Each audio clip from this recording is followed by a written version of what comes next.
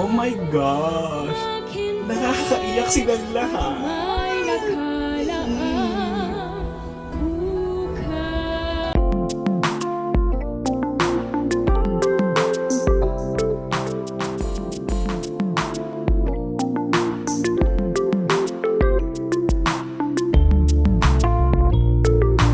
Hello peeps and hello everyone! Welcome back to my channel, Tropa ni Pablo.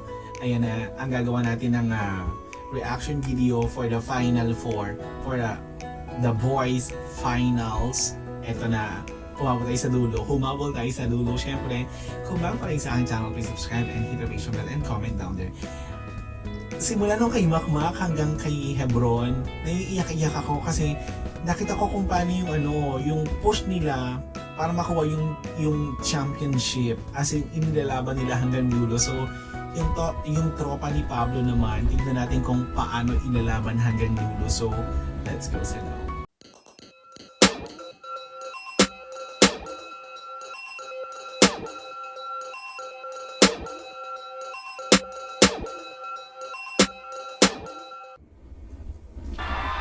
Who will win tonight?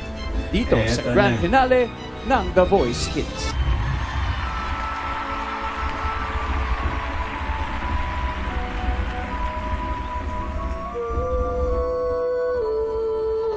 Ni Rin.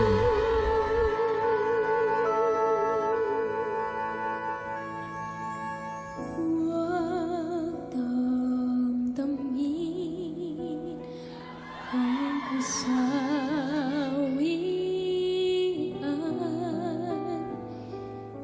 May bukas pa sa iyong buhay.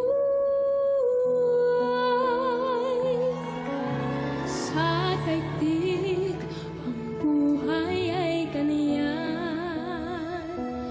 Mayroong ligaya at lumbay. Oh my gosh! Nakakaiyak silang lahat. May nakalaang bukas. Ano ba? May bukas pa ang buhay.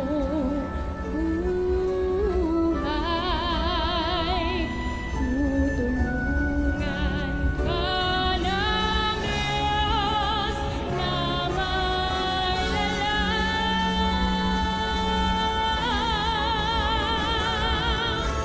Ang iyong pagkaramdam, italangin mo sa may kapal na sa puso mo ay mawala ng lubusan.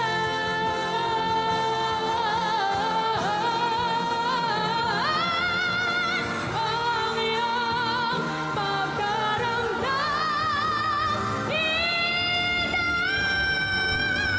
italangin mo sa Nakakatuwa ka. Naiiyak ako, oh my gosh. may mawala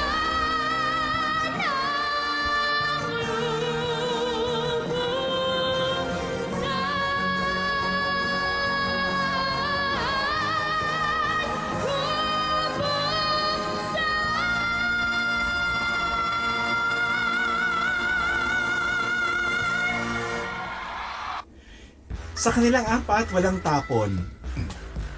Ba't kinuboses ko? Sa kanilang apat, walang tapon. Okay?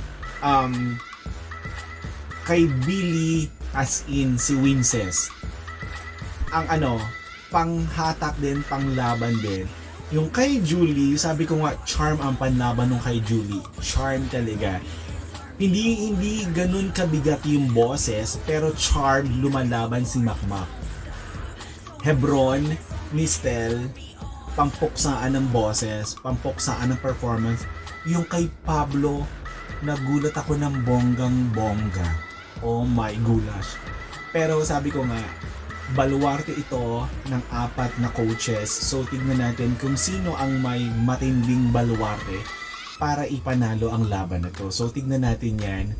sa announcement ng winner. So, thank you so much for watching. Bye!